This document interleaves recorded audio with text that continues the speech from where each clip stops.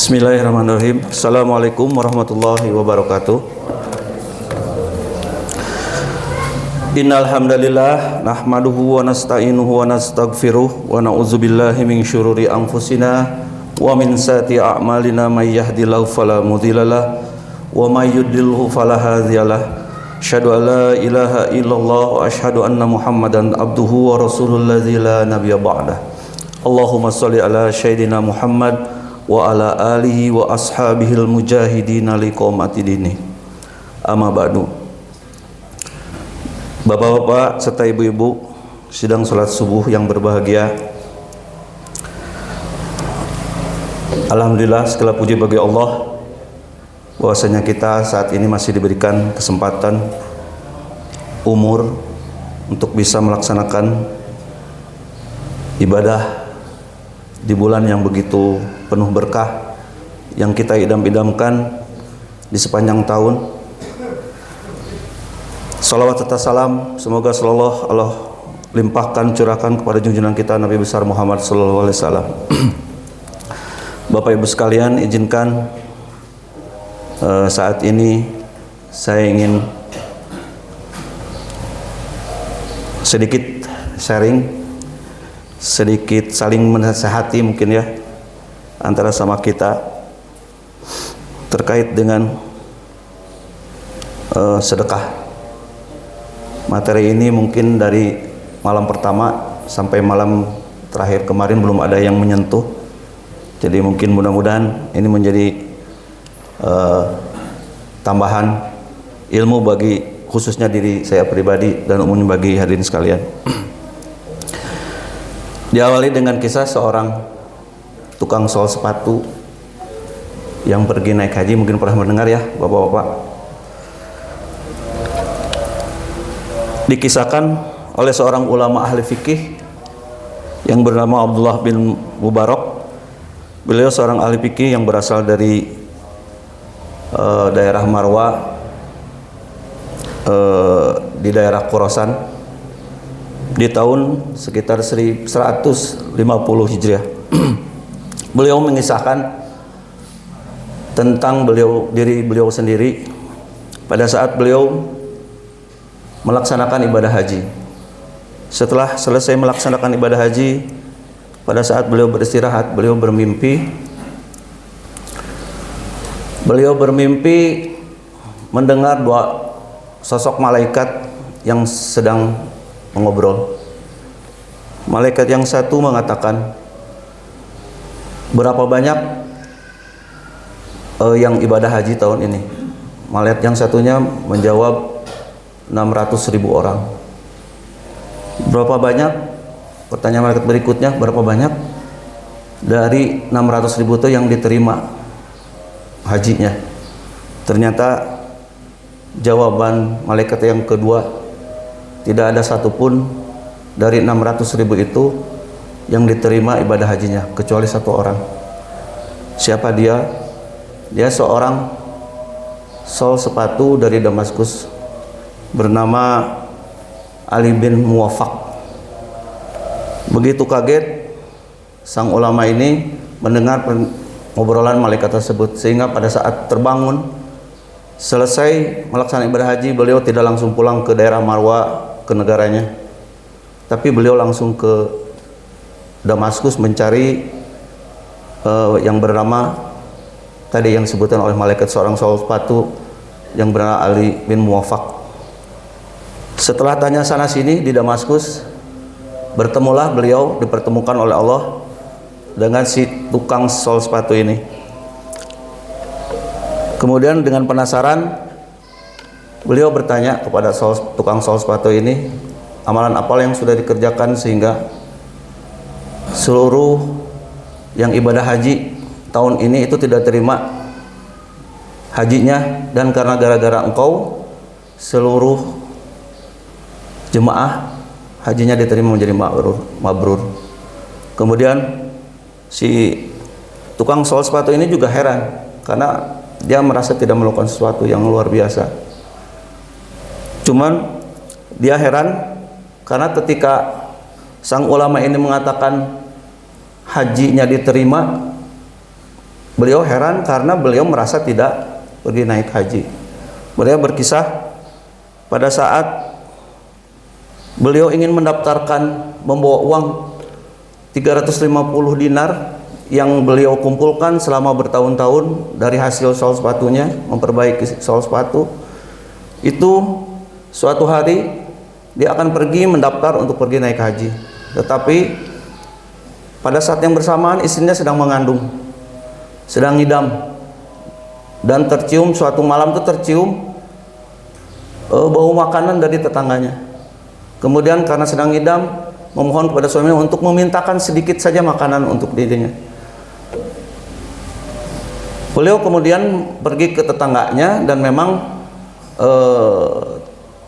bau masakan itu berasal dari sebuah gubuk yang isinya dihuni oleh 7 orang, seorang ibu dan 6 orang anaknya, seorang janda dengan 6 anaknya. Kemudian dengan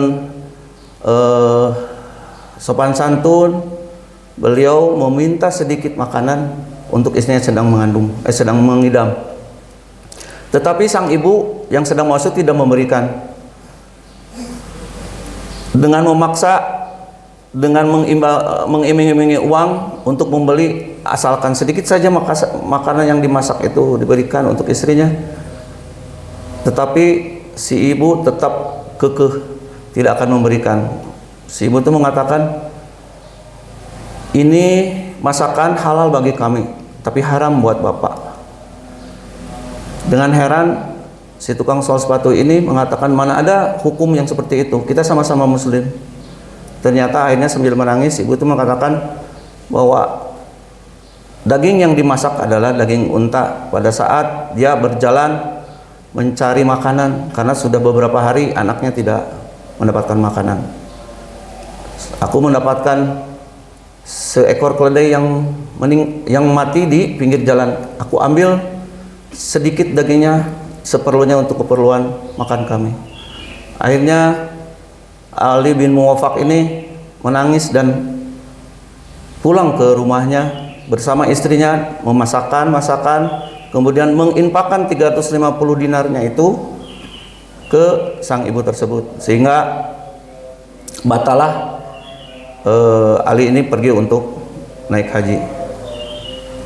Tahulah sang ulama amalan apa yang sudah dilakukan oleh tukang sol sepatu ini, yang seperti kita ketahui bahwa amalan yang dilakukan adalah berinfak. Infak ini terkadang memang kita pinggirkan dari amalan-amalan yang selalu kita lakukan. Kadang-kadang kita merasa bahwa amalan ini seperti amal recehan saja gitu. Pada saat orang diingatkan untuk bersedekah, berinfak, terkadang dalam hati kita ada sesuatu yang memang menghijab antara keinginan kita dengan apa yang menjadi naluriah kita sebagai manusia. Ini uang pertama mungkin ya, nauzubillah, mudah-mudahan di sini tidak ada yang seperti itu. Ini uang adalah hasil jadi payah kita bekerja. Kenapa kita harus capek-capek membagi dengan orang lain? Atau lah nggak ada receh gitu.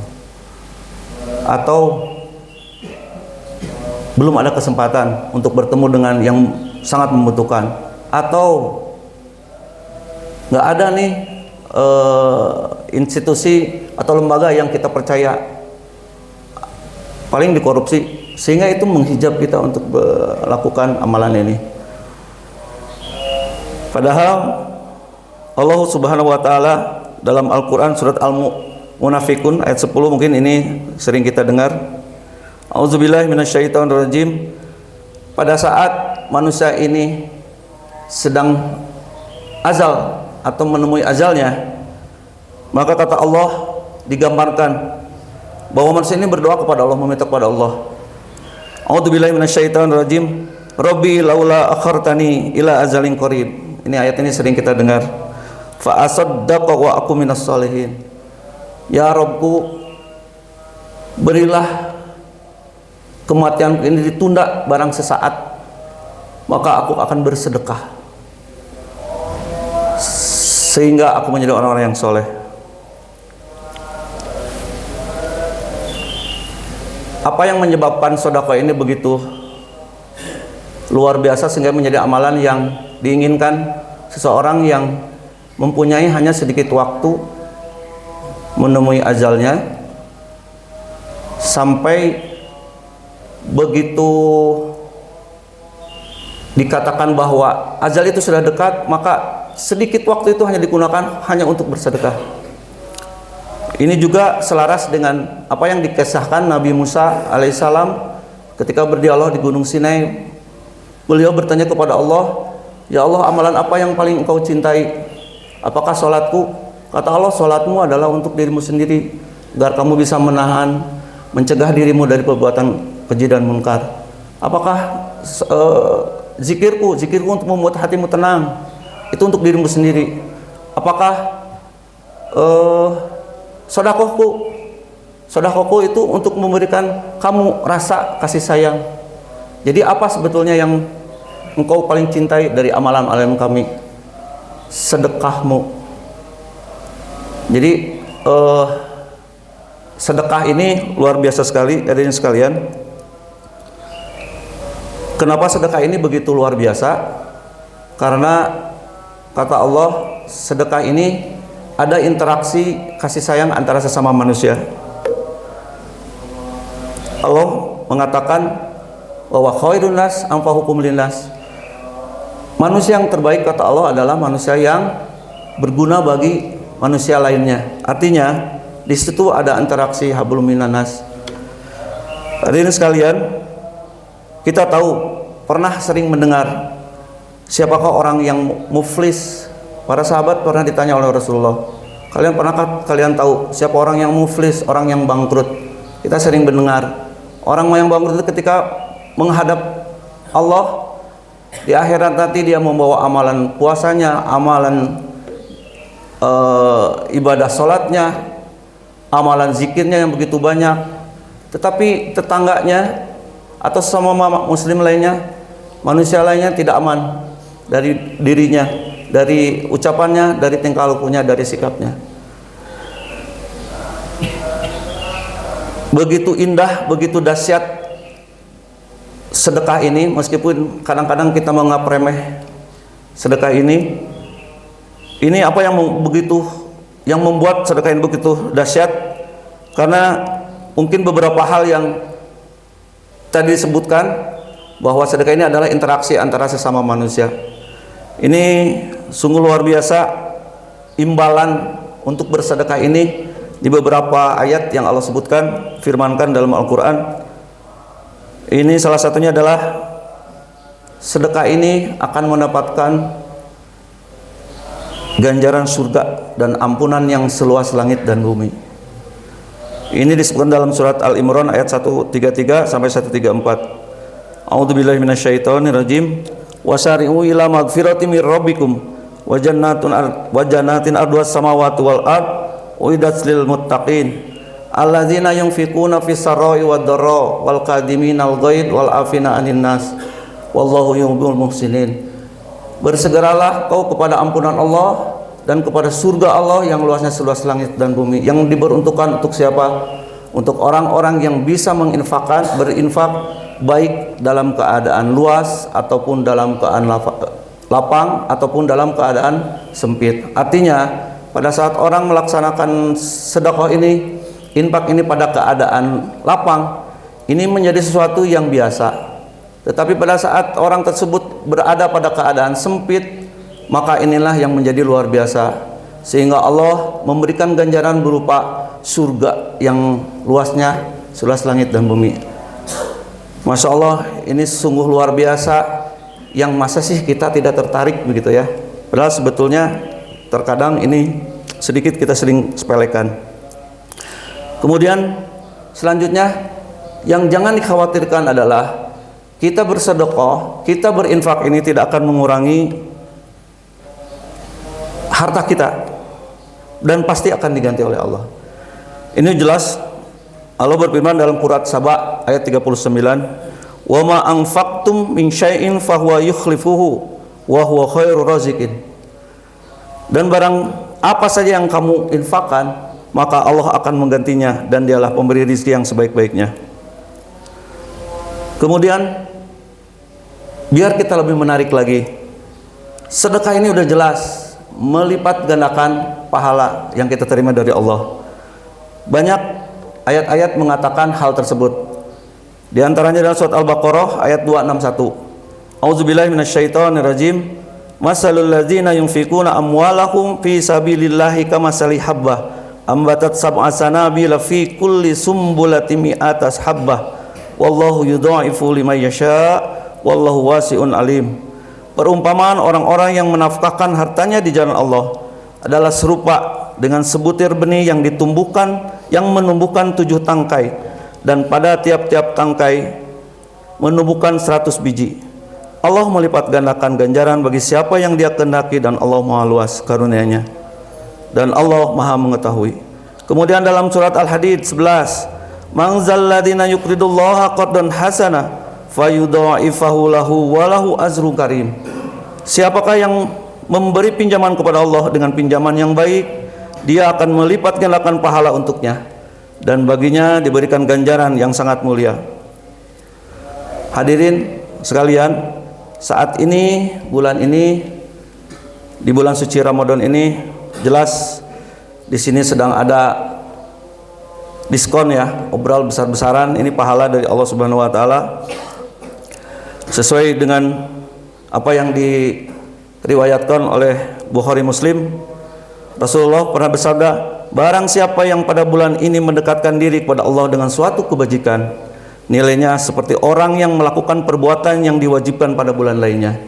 Dan barang siapa yang melakukan suatu kewajiban pada bulan itu, nilainya sama dengan 70 kali lipat dari kewajiban yang dilakukannya pada bulan lainnya.